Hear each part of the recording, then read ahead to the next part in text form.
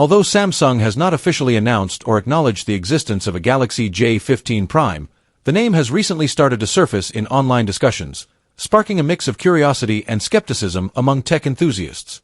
Traditionally, Samsung's J series has been known for offering budget-friendly smartphones with modest specs, catering mostly to entry-level users. However, the rumored Galaxy J15 Prime seems to defy that trend completely.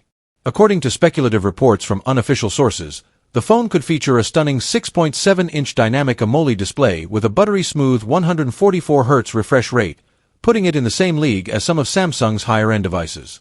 The leaks also suggest that it might be powered by the Qualcomm Snapdragon 888 5G chipset, backed by up to 16 GB of RAM and 512 GB of internal storage, specs that are typically reserved for flagship models.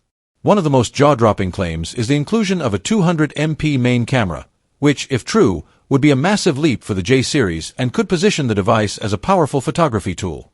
On top of that, the phone is rumored to come with a 7,000 mAh battery and support for 80W fast charging, offering both longevity and speed for power users. These specs, while incredibly exciting, raise questions about the device's actual market positioning and whether it truly belongs in the J series lineup at all. Many are speculating that the J15 Prime might either be a fan-made concept or an early prototype that may never see the light of day. Until Samsung makes an official announcement, all of this remains purely speculative, but it's definitely interesting to imagine what such a device could mean for the future of budget and mid-range smartphones.